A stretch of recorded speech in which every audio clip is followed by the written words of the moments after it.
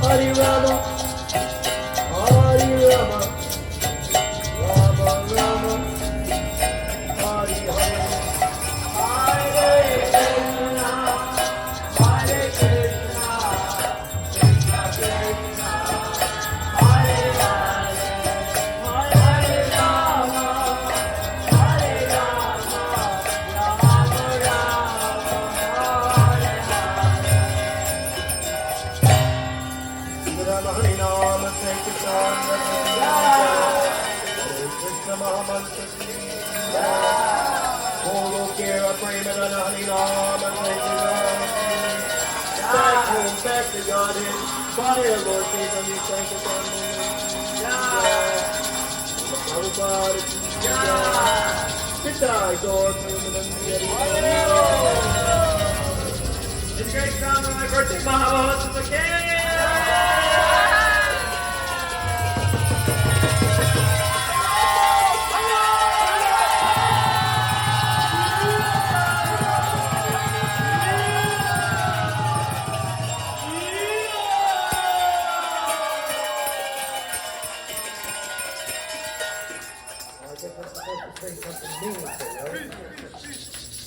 Okay, here it is. This is the most profound thing I can think of.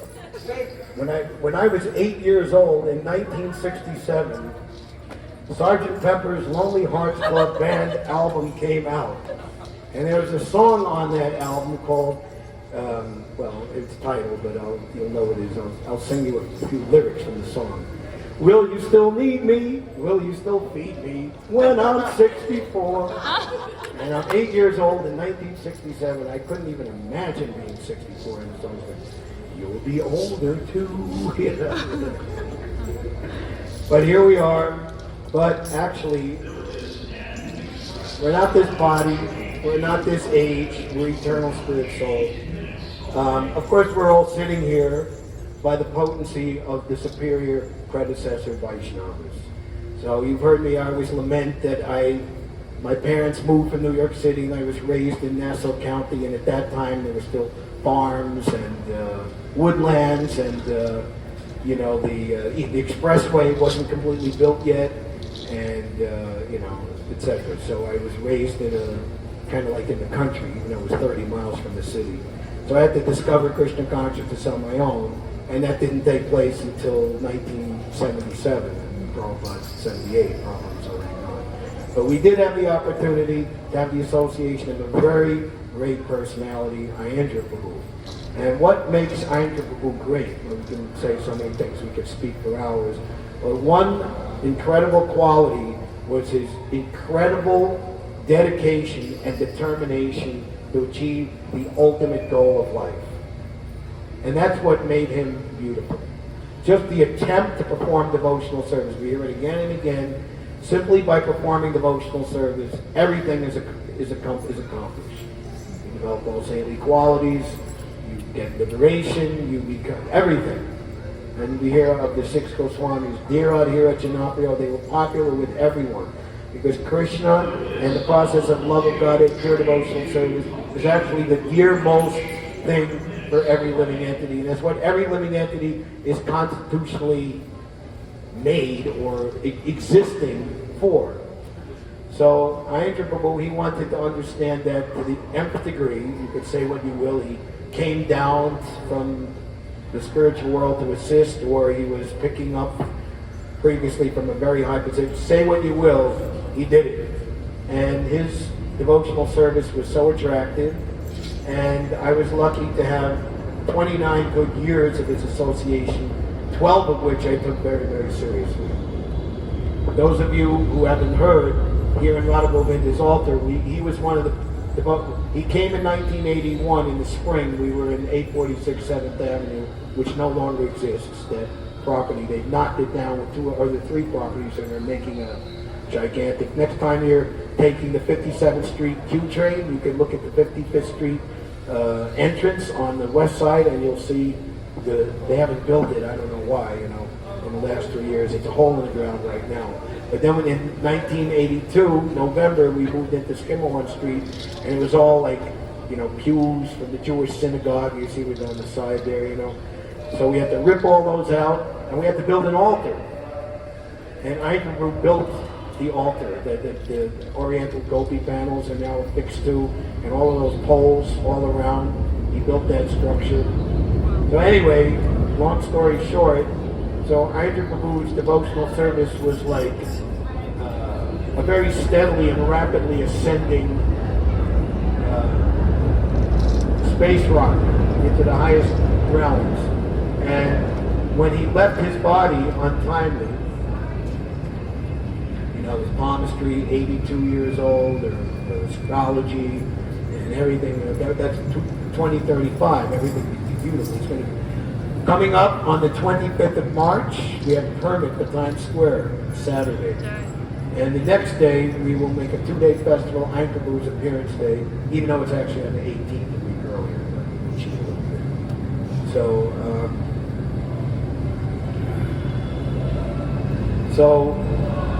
we were counting on, I was counting on at least, so many more years. I would have just stayed in Vrindavan. No thought to come back. So we're here doing this to do something honest and sincere for Ayendra's pleasure, and this is something that I know what to do. This is my city. Some busy devotee said, "Where are you from?" We were walking in the sun. "Oh, I live right under this garbage can here." Like Oscar the Grouch. So whatever you're good at, Prabhupada said every living entity has some excellence, some particular talent, some vibhuti. So engage that to your heart's content in Krishna's devotional service, and you will reach perfection. And the miracle of all of that unity and diversity and unity is that all of that is meant to facilitate, accelerate, and augment and expand the direct performance of the Sankirtan movement, which means congregational chanting. I'm very much happy that you all took the trouble to come out of your difficult, busy lives here in New York City. And I don't say that lightly. Living in New York is not an easy thing. So this gives me a lot of happiness. I thank you very much. Ayendra had a much easier Sankirtan spot, Vrindavan. Live in Vrindavan. Can I say that New York is the summum bonum and highest living condition, and everyone should flock to New York City to live here?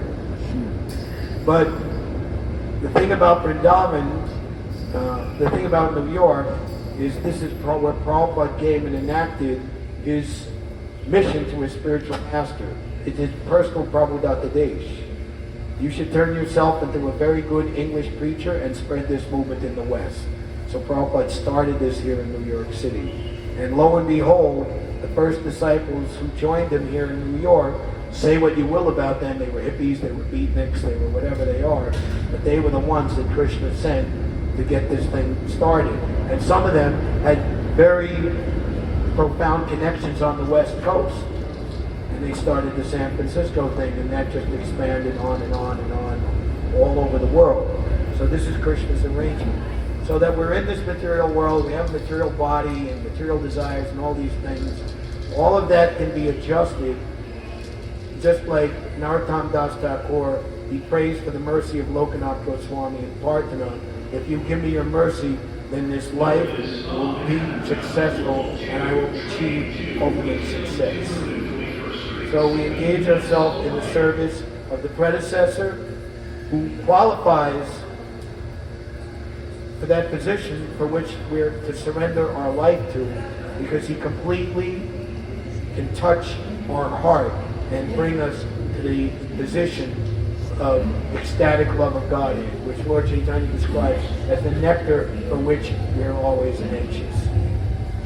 And such inspiration is eternal. It goes beyond death. It goes beyond all the conditions in the material world. The reasons they will say that Vaishnavas die while they are still living in sound. The Vaishnavas died to live, and while living, they spread the holy name around. I am ruled by his purity. At least we can see. Like if we can make this statement, then I think everyone can logically agree.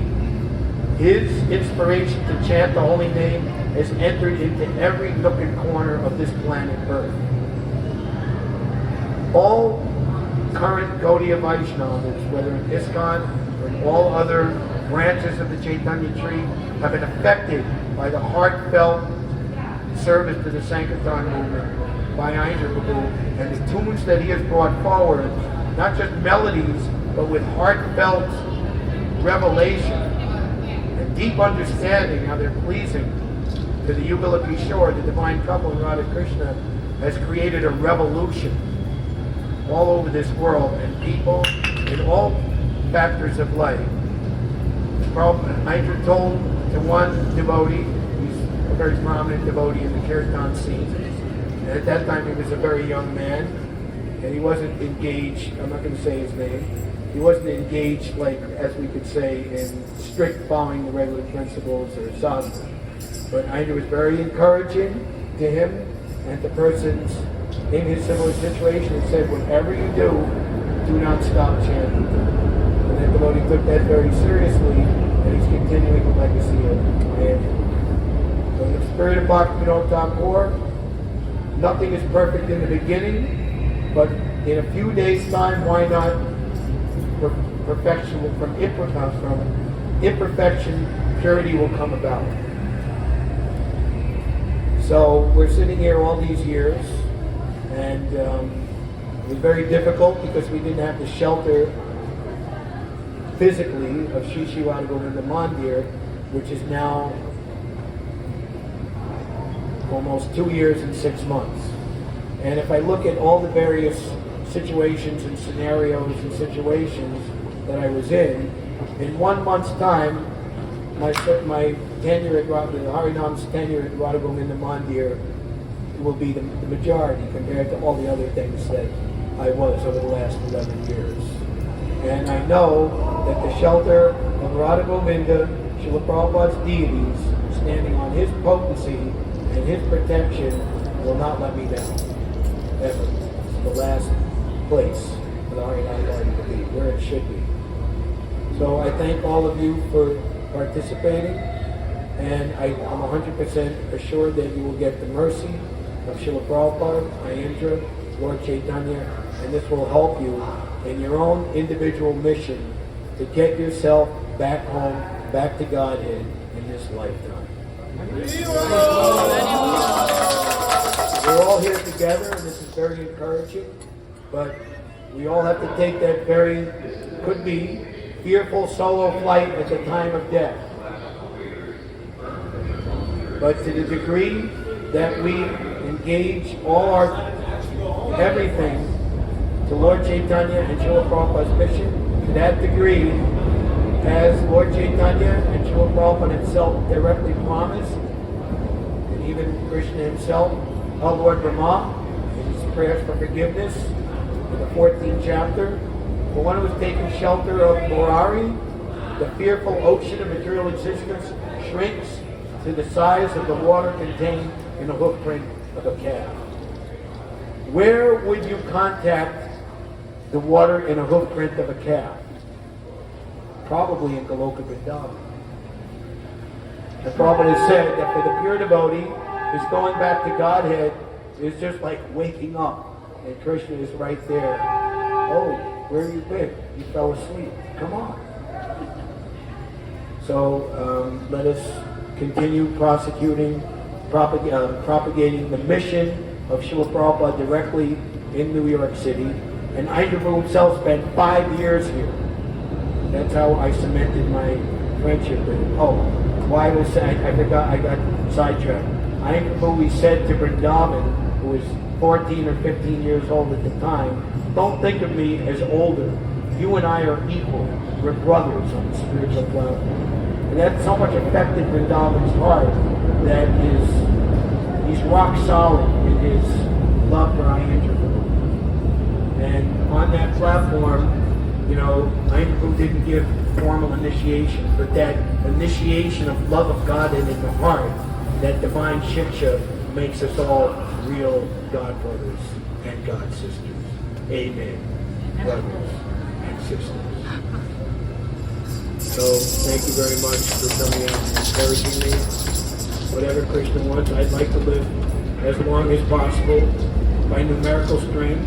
The more harinams, the more people get the holy name, the more we transform their individual lives and change the course of history. Narayan Prabhu, who just passed away at the age of 80, did an incredible service to this movement, one of the first devotees to join Srila Prabhupada. Prabhupada was saying that Bhaktivinoda said, or maybe not Bhaktivinoda, but there was a statistic that automatically 10% of the population become Krishna conscious during this 10,000 year golden age of Lord Chaitanya. So Vishwakarma, he's a very analytic thinking person, and he said to Srila Prabhupada, well, if that's true, automatically, then why are we preaching?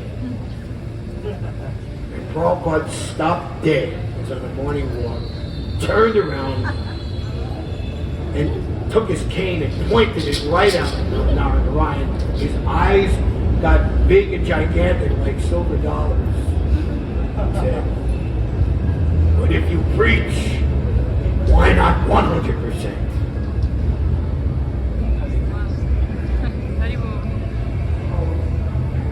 Hansaduta was